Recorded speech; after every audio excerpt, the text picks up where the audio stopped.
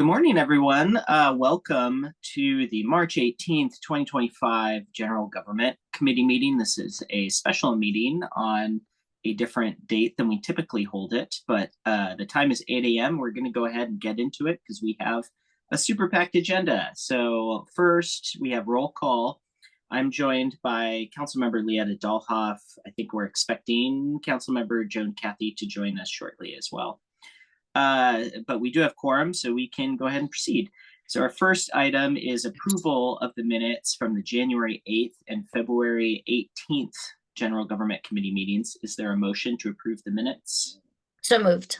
It's moved by Councilmember Dolph and seconded by myself, Councilmember Althauser. All those in favor, please signify by saying aye. Aye. Those opposed? The motion passes unanimously. So why don't we go ahead and get into the meat of the agenda. Item number 4 is our 2025 comp plan update, the climate element, the resilience sub-element. And is that going to be Alyssa? Are you going to help us walk through this one this morning? Yep, and I will try to be a little quicker than I normally am.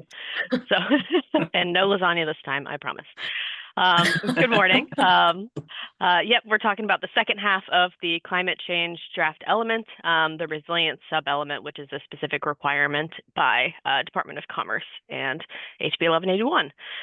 We will limit discussion today to that climate resilience sub-element, and also just keeping in the back of your head, the third requirement is consideration of environmental justice throughout. I've read this slide to you before. The only thing that's new on here is that we met with Thurston County Emergency Management staff to make sure that none of our actions were duplicating efforts in a way that was not helpful. Happy to say they're all good. We'll be talking about adaptation. So that's some examples of that is weatherizing and hardening homes and infrastructure, densely develop in low-risk areas instead of high-risk, improving and restoring habitat connectivity. Again, there is stuff that is in the middle of the Venn diagram that doesn't necessarily have to sit in one particular bucket, but Commerce has asked us to put the document into buckets, so we're doing our best to put it in its most suitable bucket. Climate work, especially when it comes to adaptation, has a lot of jargon, so I just wanted to define 3 key terms here that I will use and that are definitely used in the element. Adaptation, the process of adjusting to new climate conditions in order to reduce risks to valued assets. Just a reminder, assets includes people. I know I didn't need to remind you of that, but for anyone in the public who is watching, it's not just physical government buildings and stuff, it's also people. Climate resilience, the ongoing process of anticipating, preparing for, and adapting to changes in climate to minimize negative impacts to our natural systems, infrastructures, and communities. And then one that was interesting and new to me, being from sea level rise land and living here for 3 years. Passive survivability is another key term here, which is building to ensure that residences will remain at a safe temperature for occupants if the power goes out, so that they can keep a good body temperature. This can be that it's just one room in a building, could be a common area and like an apartment complex. Just having somewhere where people can go and be cool and have like maybe a medication fridge for passive survivability. Oftentimes, this is associated with backup power for that one space as well, instead of having to back up everything. I will show a table next, but I just wanted to make sure that everyone here knew, including those that will watch the recording, that we are forecast to be in a high emission scenario. The next slide does have a low emission and a high emission scenario. City of Tumwater, you all, adopted a resolution committing to meeting the Paris Agreement targets back in 2021. That's a 2 degrees Celsius, ideally 1.5, but right now as a world, we are heading in the direction of 3.3 degrees Celsius, business as usual. And this is one of my favorite climate tools. If you ever want to play with climate change on a screen, climate En-ROADS, very fun. Fun in a dark way, but fun. You can also have solutions and fix the problem by toggling different things, and they're all realistic solutions. So, like I said, we're in the high emission scenario.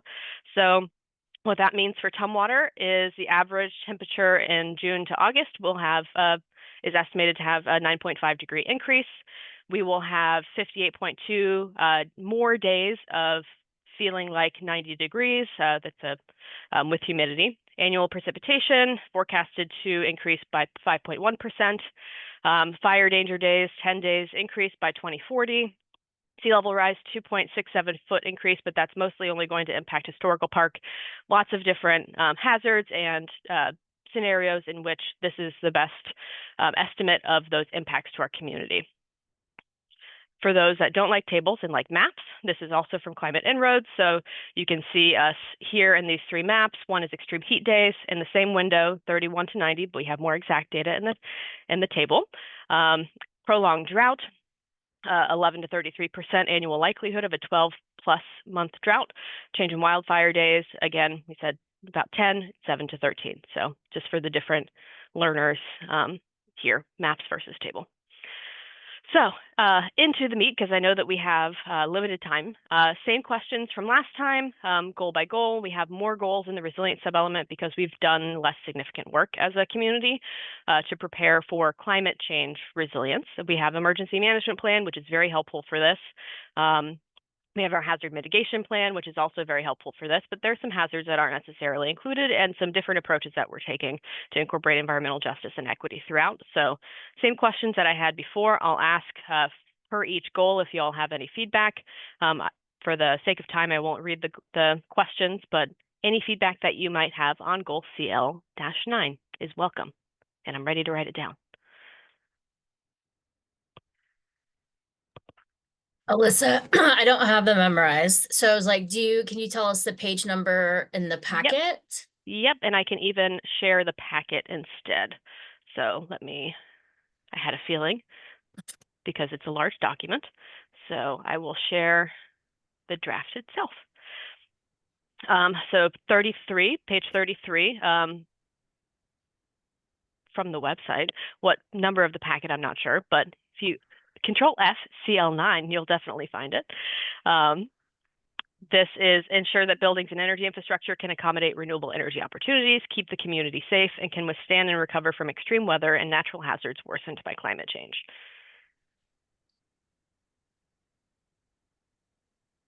I should have opened the packet instead. I apologize. No, you're good. The one question I had is just overall and like applicability. Mm-hmm. So we are remodeling our T2 station. We are building a community center, and we are also doing the public works facility. How does this overlay with those three buildings? Yeah, so we will have backup power, I know, for the ops building, the operations and maintenance building. There's no way that we would be able to function without that, just like we have backup power for the building that's serving that purpose now. Community center, in my wildest dreams, it would also function as a resilience hub and would have backup power. I'm not sure about where that is in design, and anyone else at the city that's on staff that might have a better answer for that is welcome to chime in. And then in terms of the fire stations, we're undergoing a solar plus storage feasibility assessment right now for both fire stations. And it's looking like both are good candidates, the main fire station being the greater candidate. The North End Fire Station needs a new roof before we put any solar on it. But there's a new grant opening in a couple weeks that I've been advised is coming that will apply probably for the library first, because that project is complete for solar plus storage feasibility, and it is our only heating and cooling shelter, which currently doesn't have any backup power. So that'll take priority for the application this year. And that's all using Climate Commitment Act funds. So it's the money is available and not challenged by the feds. If anyone from the city wants to chime in about the community center to answer Councilmember Dahlhoff's question. Good morning, everyone. Good morning. The community center project is early enough in its process. It's conceptual design at this point, so we haven't even started down that path, but it would make some sense to evaluate the feasibility and advisability of being able to do those, incorporate those types of things into the construction of that building. Absolutely. Awesome. Thanks, Lisa. Yeah, you bet.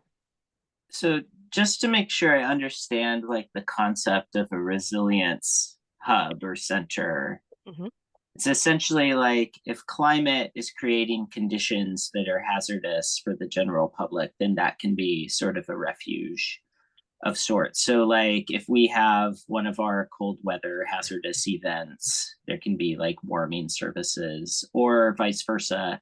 If we have high temperature hazardous events, that can serve as a cooling center, or if there's some other dramatic climate imposed sort of weather event that necessitates sort of shelter in place. Is that kind of I just want to make sure I'm understanding the concept correctly. That is one application of resilience hubs. It's important. So they differ from like a FEMA or an emergency management shelter in that they're open all the time. They do serve that function of being a heating and cooling shelter, but also in events that food and water or needs to be distributed, that would be a location.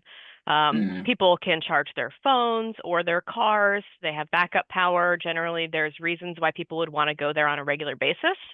Oftentimes, the most successful resilience hubs are at community-based organizations where people are already going, and they're on the neighborhood scale, or if there's enclaves in a community, they're in the enclave. Oftentimes, libraries are a great example of this because people go to the library for everyday services. They go there for internet, they go there for books, they go there for read-alongs, but resilience hubs are a place where someone is habitually already going, so that it's not only in disaster kind of place. A lot of resilience hubs have sewing circles or men's groups or D&D campaigns, Dungeons and Dragons campaigns, or things that like would bring someone there on a regular basis so that it's habitualized that that's a safe place to go. That's where I can get my needs met. That's where I can actually build resilience between social networks as well. So it serves lots of different purposes, some more tangible than others, but they would be backed up. They would have resources. That would be a place to go in disaster or every day to build community resilience. Got it. Thank you. Mm-hmm. Any other comments on the contents of CL9, which doesn't have to just be the goal. It could also be policies and whatnot. Questions, clarifications? If not, I'm happy to move on to CL10 because we have 16 for the resilience sub-element. So goal CL10, increase preparedness for acute climate impacts and improve the resilience of Tumwater's people and systems against climate hazards. So this includes a lot of outreach, having a database of people that we need to check in on, and working with a community-based organization first, but then having that list, having ordinances and training for staff to make sure that we all know how to operate in a disaster. I don't need to read them all, but I'll scroll through. And then Alyssa did you get any feedback for police and fire? From fire. I haven't gotten feedback from police yet. All the directors are going to go through a review process after this goes through legal, after it goes through planning commission and general government and public. Perfect. I'll keep scrolling if I hear nothing else. Okay. Sorry if scrolling makes anyone nauseous. There's quite a bit we need to do here, so it's quite a bit of scrolling. Okay. CL11. Preserve, protect, and sustain cultural sites and resources in alignment with the values and needs of tribes, traditional stewards, and frontline communities.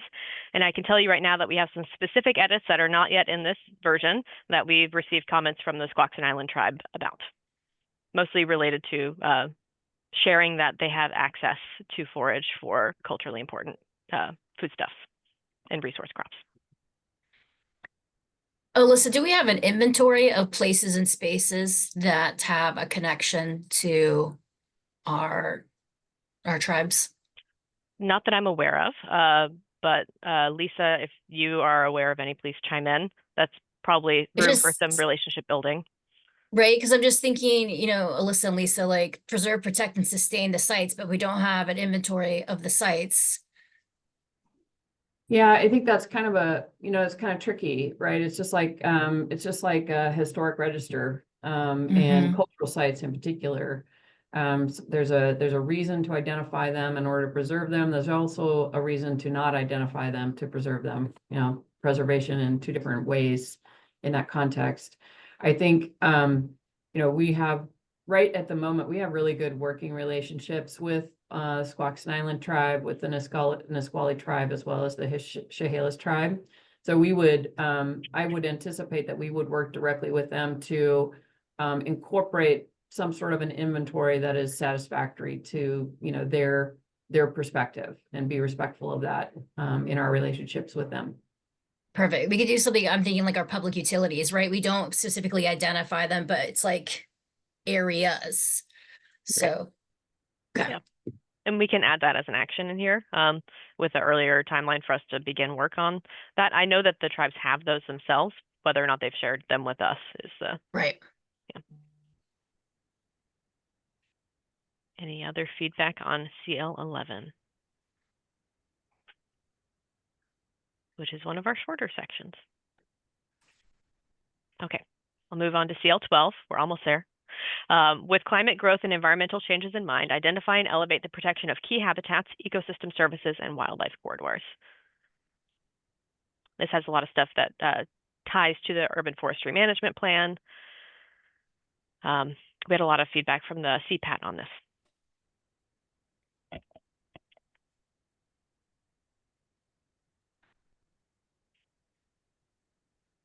Can you remind me if there's anything that specifically sort of calls out habitat protection, just sort of in the greater context of, I mean, here's our spotted frog section, but like, I guess that what I sort of struggle with the comp plan kind of at large is when there are little like specific, well, not little, but when there are specific issues we know about, like the gopher, how do we sort of incorporate that into broader goals that are less specific?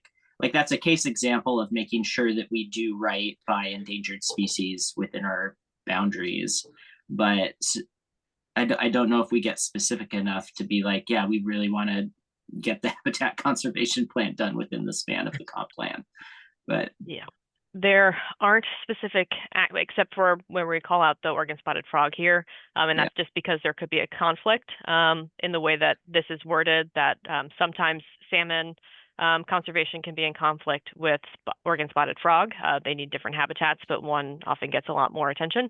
But Brad is unmuting, so I will let him speak because this is his jam. Yeah, so Councilmember Althauser, things like the conservation of the species, whether they're state or federally listed, will be dealt with as part of the conservation element. And so the references here are really sort of pointing back to the conservation element where that will live. Right. Okay. Thank you. This is where climate change makes things different, or special considerations related to climate change. Okay, got it. Like climate refugia sites for species that aren't here yet, but maybe ecosystem restoration plan. All right, I'll keep scrolling unless there's other questions. Okay, 13, 3 left. Ensure that zoning and development decisions support compact urban development, prevent displacement, and foster system-wide resilience, including a resilient local economy. This one ties a lot to the housing element with displacement, and it will tie to the economic development element as well when that's fully fleshed out. And it may be that this shrinks a lot because these are moved over to those, but this is one of the sectors that we need to have at least one goal and actions for to meet the state requirements. A couple of examples that I have that overlap with more than one element would be like the pain points that people are experiencing with our codes, and how do we tie that into here, saying how we want to add more flexibility for that. One example is 2 nonprofits with a delay in it's a playground, right? But it's still an active construction site. So that's an example. How do we add in flexibility for like safety concerns? Another example is another nonprofit with delays where they're not able to use the housing yet. So how do we use this element that overlaps with housing to fix that? Like, does that look like I see Lisa. Does that look like there's some avenue or some hours allocated to then circle back to council to update that? We know it's a long process of planning commission, right? Staff, planning commission, council. But what does it look like when we're seeing real-time things that don't fit into what we're trying to do to fix that? And then another developer with some fencing issues. So how do we take those real life examples, use this as a model of how we want to be able to be more adaptable and flexible in a timely manner. Yeah, I'm gonna invite Mike to jump in here too, but I just wanted to indicate that, you know, it's difficult to, a lot of the challenges that you've described, council member, are specific to very precise code provisions. And where the comprehensive plan provides sort of the policy, you know, overview, where it doesn't necessarily address every single code issue. I think that, and Mike can, like I said, Mike can jump in here. I believe we track some of those code issues and try to bring them to the council's attention. And if the council brings them to us, we absolutely keep track of them. I think there, as long as there are goals and policies that are worded in such a way that allow for us to craft code language that allows for flexibility, and typically, you know, even in state law and in case law, but you know, when we're talking about land use and building permits, a lot of what we are doing is also affected by case law. As long as we're typically providing very precise criteria where we are waiving or extending or doing something different than what is directly required in the code, we look to the legal framework within which we operate for administrative permitting and quasi judicial permitting for guidance on those. So the important, I guess, long answer, very, very sorry. Long answer is, as long as there's policy language in the comprehensive plan that talks, that provides room for flexibility, right? If it says you shall do this thing, we don't have as much flexibility. But where it talks about, you know, strive to or provide, all of those squishy words that we sometimes don't like is what allows us to have flexibility down the road in some of those kinds of situations that you mentioned, council member. Thank you, Lisa. That's what I'm looking for in all of these elements is when it comes to like the fencing and the setbacks. Well, if we can actually do more with the housing or the resilience of our housing or those elements, how do we write that in here to show that when something does come up, we have that flexibility? So that's what I'm looking for, is something to give us the direction of like, as we move forward, this is an avenue for us to continuously update. So thank you, Lisa. I appreciate that framing that you did. Yeah, you're welcome. I wrote that down so that we can talk about that. Myself, Erica, Brad, and what part of the comp plan that makes the most sense. Thank you, Alyssa. Of course. That's why we're bringing it to you all, so it can be made better. Any other comments on 13? Okay, scrolling to 14. Ensure that local transportation system, including infrastructure, routes, and non-motorized travel modes, fosters connectivity and can withstand and recover quickly from climate impacts. This one will talk to the transportation element, of course, but this is like in the event of a giant snowstorm, do we put all of the snow in the bike lane or in the sidewalk? No, we want all modes to be able to have access, making sure that everyone who needs to evacuate has the ability to and is connected with the resources to make it possible for them. Alyssa, in these, and I don't know where it fits, but how do we say, like, if we were able to get intercity transit down on Highway 99, would that help meet our goals for climate and transportation? Like, how do we say that we want to work on additional lines or accessibility or something like that for 99, or even like Black Hills High School, right? They can't go down there because they can't turn around. So that's an infrastructure thing, which also would have an overlap with climate. Where do we put those in these elements to say this is where we want to go? Yes, I think that we have an assessment of our capital facilities plan in there to make sure that it's not just for cars, that it's also for other modes of transportation, including evacuation. That's in there. We have work with intercity transit sprinkled throughout the entire climate element, because there's a lot of work that would make our community better if we had more transit. But we also are limited with intercity transit with the requirement for vehicle miles traveled and greenhouse gas emission reduction, that we can't like grab greenhouse gas emissions and put them somewhere else. Like we have to reduce total.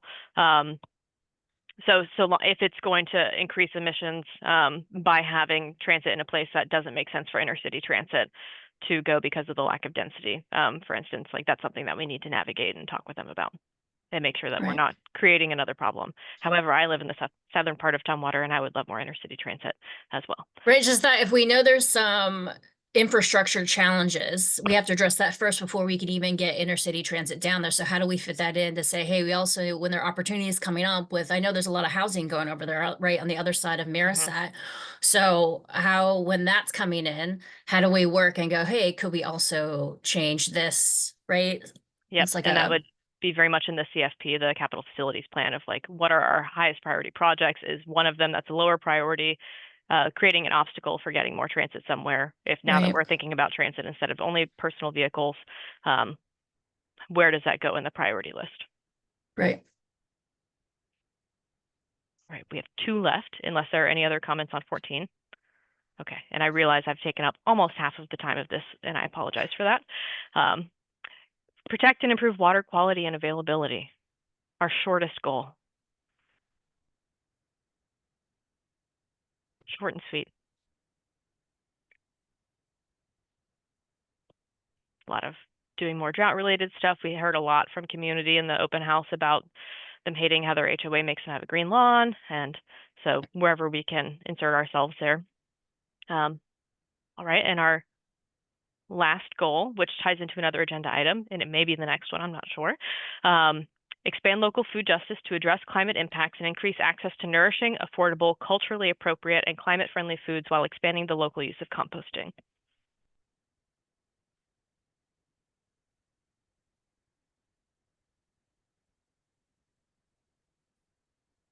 All right. Hearing none, I will stop talking and thank you all for scrolling through the climate resilience sub-element with me. If you have more comments that you would like to provide, please do. We're working on the second draft now. Comp plan at ci.tumwater.wa.us or myself. And I will stop talking now so we can get on with the rest of the agenda. Thank you. Thank you very much for your presentation, Alyssa. That was great. Moving to our next item on the agenda is another comp plan update for housing goals, policies, and implementation actions. And Erica, are you gonna help us walk through this, or Brad, perhaps?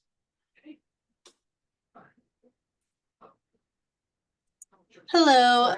Actually, Brad is, but we're having a little bit of technical difficulties, Okay. so It's like Brad he's will be staying right really on. still. That's amazing. He might appear as Dana. Well, right now he's the missing, he's the invisible man. We could do the food system plan if you need a little more time to figure out the tech thing. Brad, would you like them to do the food?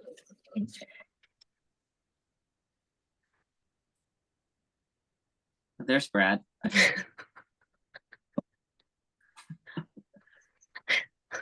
Good morning, everyone. I'm Dana Bowers, an associate planner. If you'd like to Morning. move on with the food system, I can introduce our next speaker. Sure, that sounds Okay, great.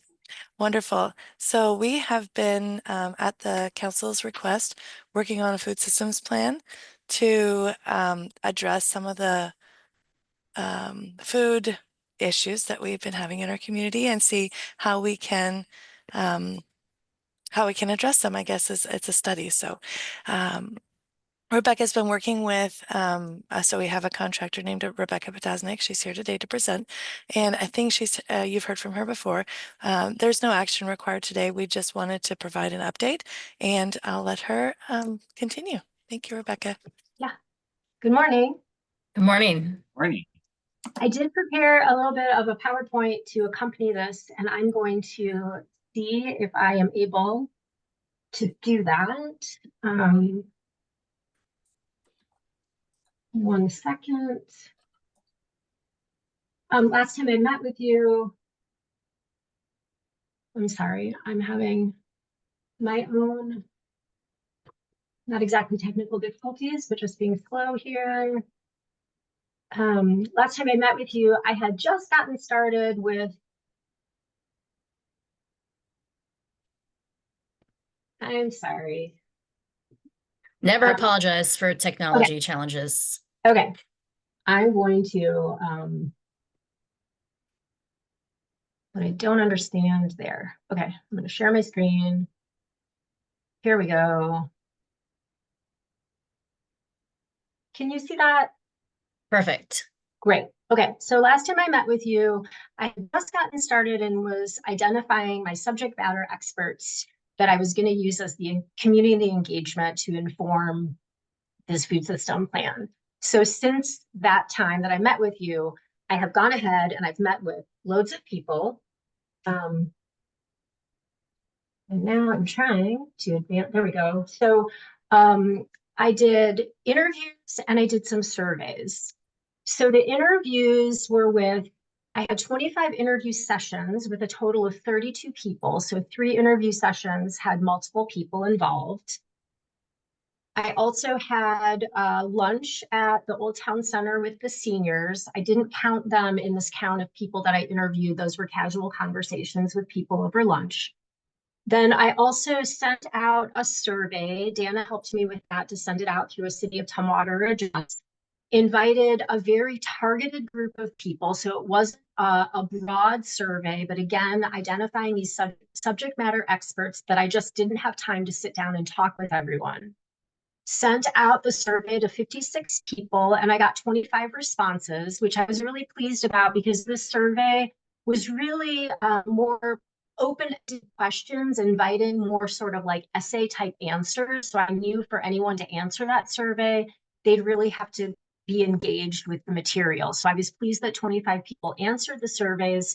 And I will say that both in the surveys and in my conversations, people often mentioned how pleased they were that the City of Tumwater was engaging in this work.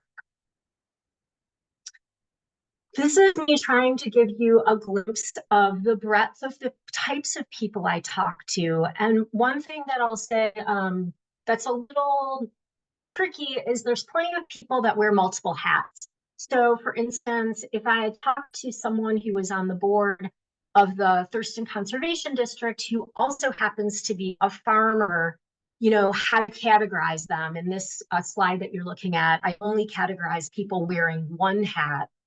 But in the course of identifying people, was trying to capture a broad swath and not be only talking to people, say, doing emergency food assistance. And I think that I did a pretty good job with that.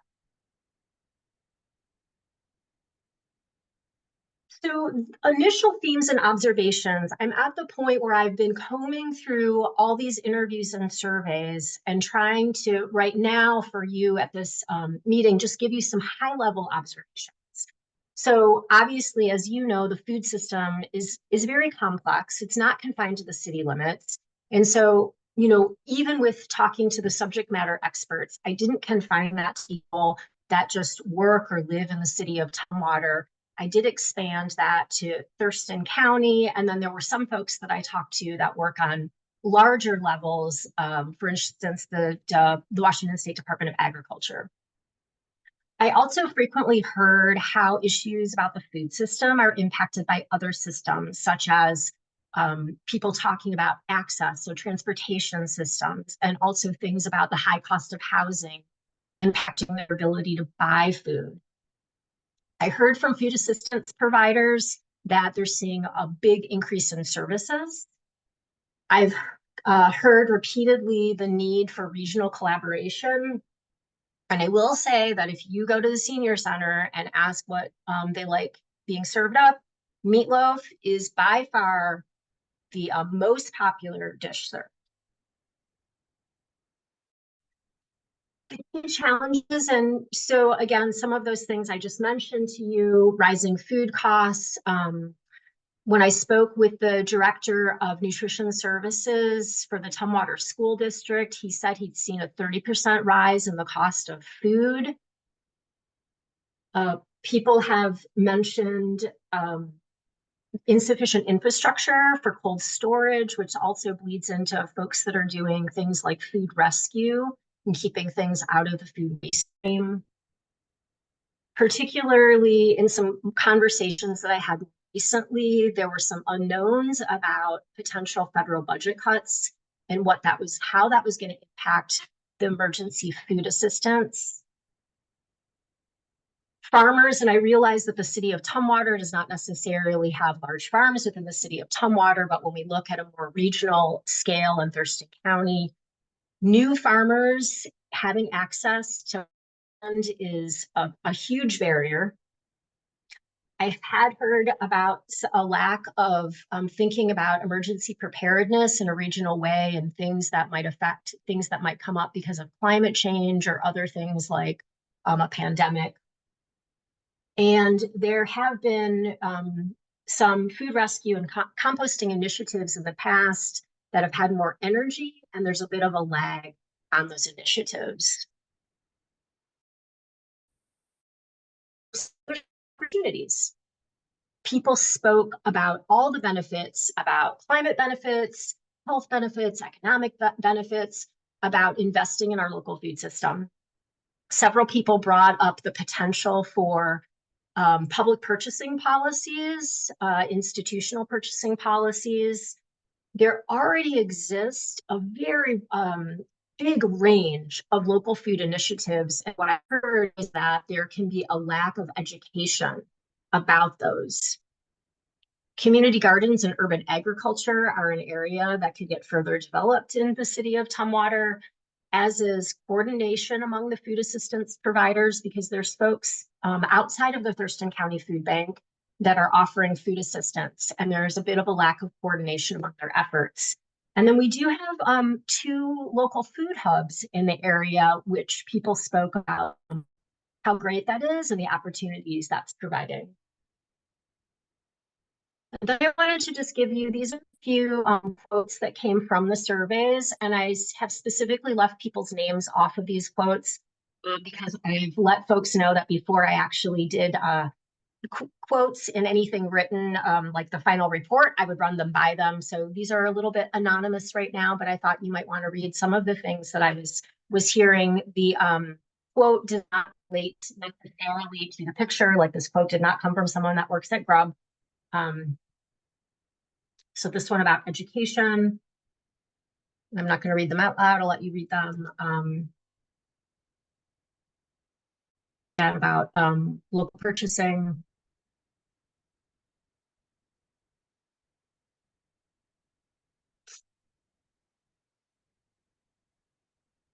Loss of farmland.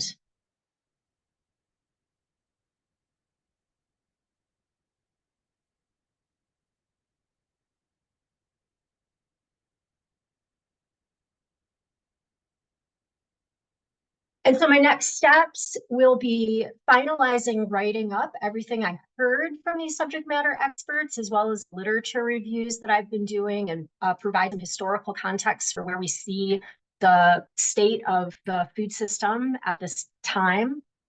That will be the launching point for the goals and objectives for the plan. And in the course of the surveys and interviews, we've already been asking folks about their recommendations of what they see as opportunities and improvements, and have also asked them very specifically if there are things that they identify that the city of Tumwater in particular be doing, because even though we recognize that the food system is not confined to the city of Tumwater, obviously your food system plan needs to get narrowed down into what actionable things that the city of Tumwater can do, and obviously there's limitations on that. And then, should you want to reach me outside of this meeting, I know you've got a packed agenda, that's my contact information. And I welcome any questions and comments that you have.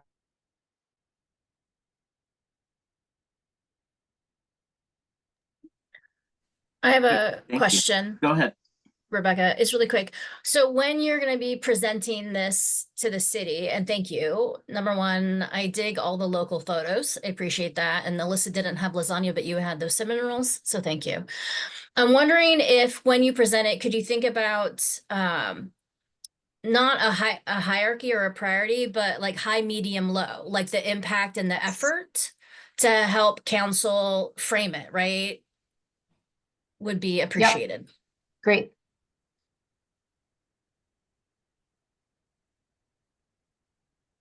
Yeah, I think that's a great comment, Leetta. I think it's just exciting to where we get to sort of that point of like, what is sort of the city's role and how we're a player in this in terms of solidifying the food system, which, you know, is obviously regional, but also has a very local impact. So that's sort of what I'm excited for in terms of next steps.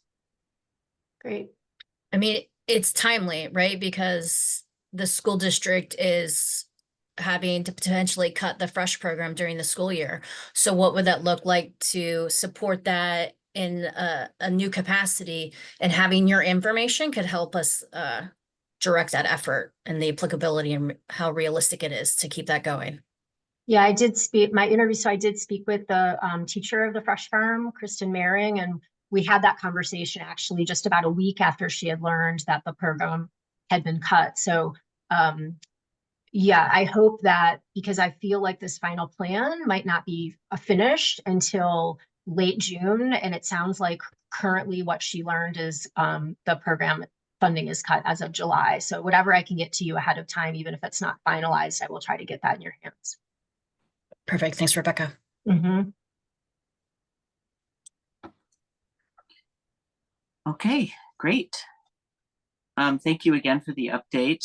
I think, are we ready to jog back to the housing portion? I'm ready for an adventure if you are. Absolutely. So, because this has been an exciting morning for me, I hope you can see this. This Yep. is actually the PDF version of the presentation because multiple things are going wrong with me right now. We won't go into detail on all the things. What I would like to do is, this is an introduction really to the actual physical rewritten goals, policies, implementation element for the comprehensive plan. As we've been working on updating all of the elements, and as you've seen already with the climate element, we're doing a two-part approach to each of the elements. The first is a separate document dealing with goals, policies, implementation actions, and the second document that'll deal with the technical side of things. We have ready for your initial review, the first draft of the housing elements, goals, policy, and implementation actions. The purpose of this discussion is really just to give you enough information for you to then turn around and dive into the document and review that on your own time. There's a lot of things in here, so that's why we don't want to necessarily hit every highlight, but I wanted to hit some of the important things. So as you're part of the update process, we have really been engaging and working with the community throughout the process. We've been very fortunate to have a very active housing stakeholder group made up of not only the people who are building in the community, both profit and nonprofit groups, but also all the service providers who sort of help everyone stay housed in the first place. We've been keeping them up to date as we go through the process. We're going to engage with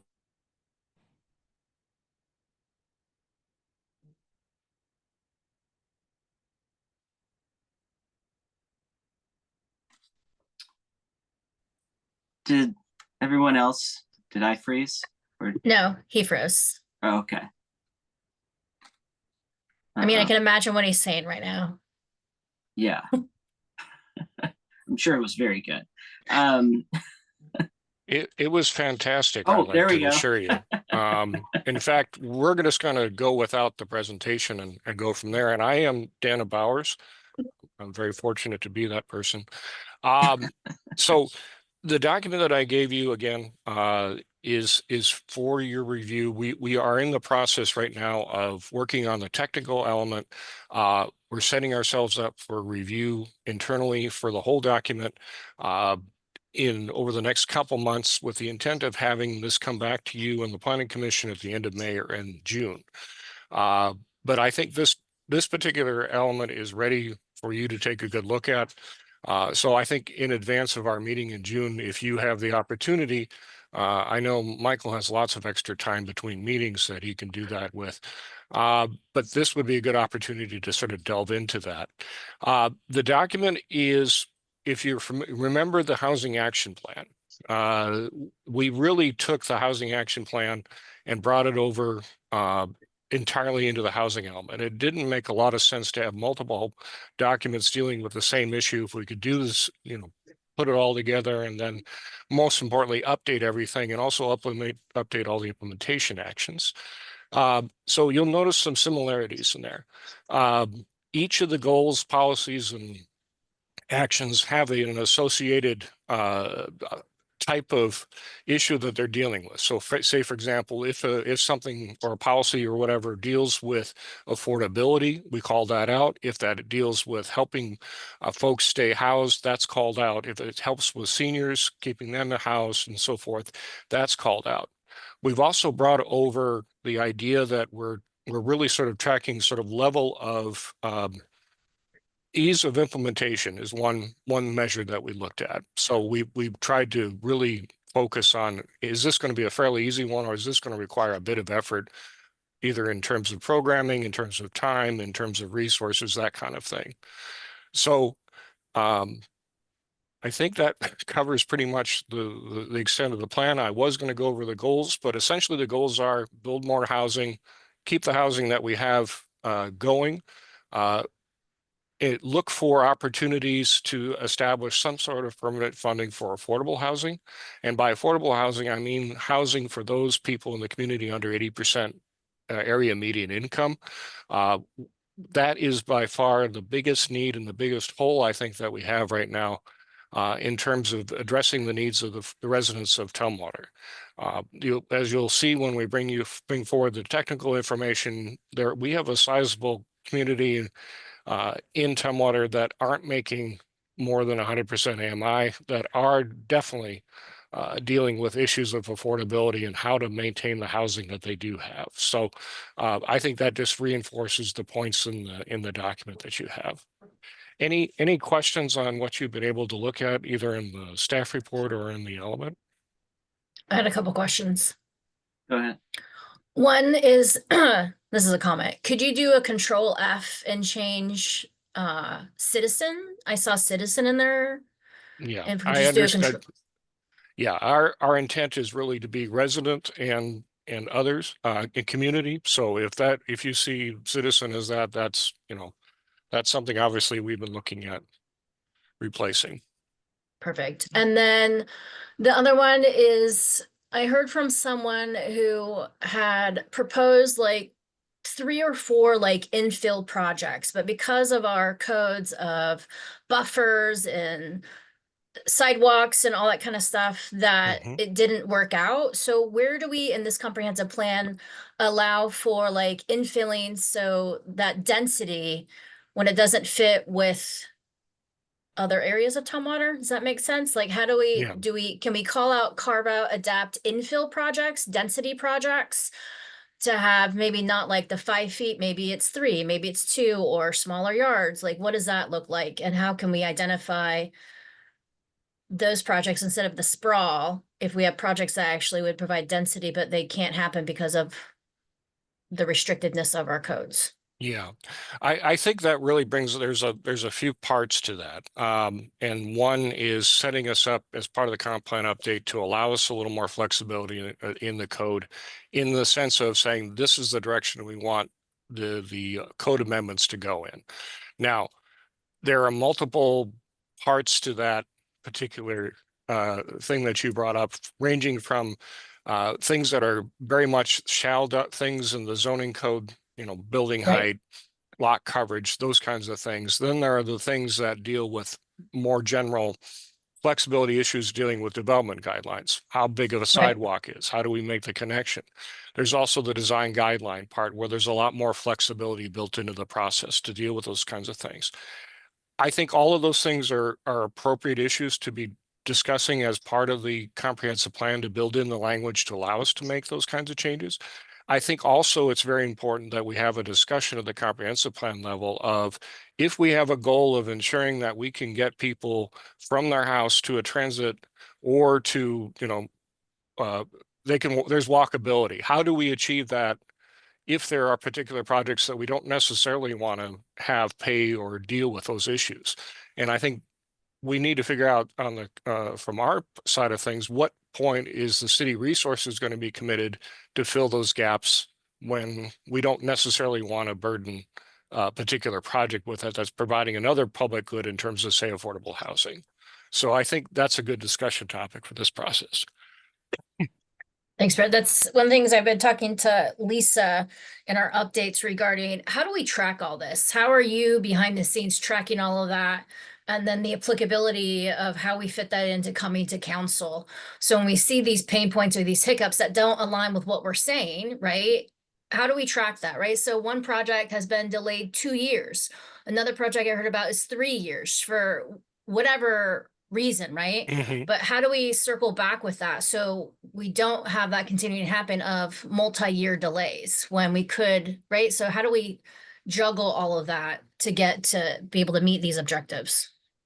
Yeah, I don't have an easy answer to that because it's a very complex thing. But there, in a lot of cases, we're not necessarily in the knowledge of what's happening with a developer. There may be Right. multiple reasons why they're choosing not to let talk to us. They may have financing issues. They have multiple other things. So whatever we can do, obviously, to encourage communication on that front is probably the number one Right. thing. That will at least allow us the ability to figure out where the issues are and try to deal with them before they become, by the way, we've not been able to do this because kind of a Right. conversation. So yeah, I there's not one simple answer to how we address that. Thanks, Brad. So, Brad, in terms of providing feedback for this particular one, by should we do like an internal goal of like when's the next time we're going to be talking about this again? I think you said June. So Yeah, like if we provide feedback in April or May, that would probably be helpful in terms of being able to incorporate that or provide comments. Yeah, I think it would be very helpful if by the end of April, if you End of have the April? opportunity. Okay. Yeah, We have a and homework assignment.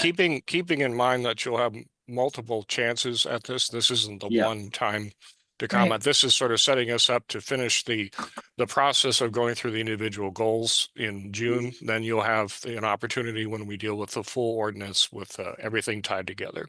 Okay.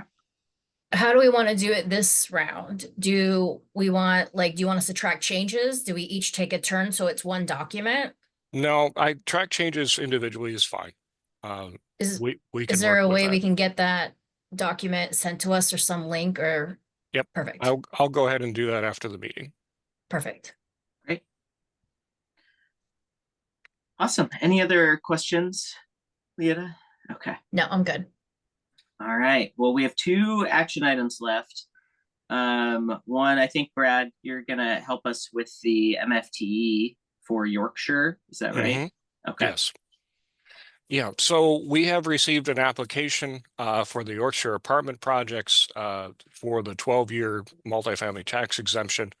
It is the total multifamily housing project that they're applying for is 240 units, of which 48 would be falling under the 12-year exemption. That would cover low to moderate income levels. That's by the state definition of 80 to 115%. This item is a request to place this particular contract on the council consent calendar for your April 1st meeting. And with a recommendation to approve and have authorize the mayor to sign. We have completed the administrative review of the application. It is, first of all, complete, and second of all, it meets the criteria that are established within the code. So from our perspective, everything aside from the contract itself is ready to go on this. Okay. Channeling Joan here, she obviously has historically had questions about the MFTE. We are not looking at that this year. It's not in our work plan for the policy around that, but we will be looking at it next year. Correct. So I don't have questions about this. This is the law that exists. I think it's been helpful for us in establishing affordable housing, diversifying our market. Leota, do you have any questions about this one? No, I don't. Okay. The recommendation is to put it on the consent calendar, which I think is appropriate. And if Joan wants to put it on consideration, Yeah, she then can pull she it. has the ability to pull it. So Yeah. I would make a motion that we place the contract for the 12-year MFTE for the Yorkshire Apartments on the City Council consent calendar with a recommendation to approve and the mayor to sign. Is there a second? Second. A motion by me and seconded by Councilmember Dahlhoff. All those in favor, please signify by saying aye. Aye. Aye. Those opposed, motion passes. All right, and we have one more item. I'm scrolling down through the agenda to get to it. Let's see. Apologies.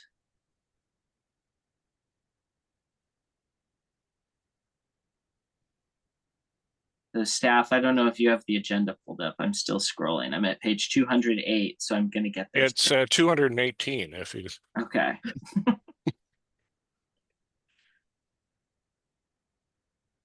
Are you helping us walk through this one, Brad? Do you want to Yeah. go ahead and Yes, I introduce can do it that. while I'm struggling with my agenda on my phone?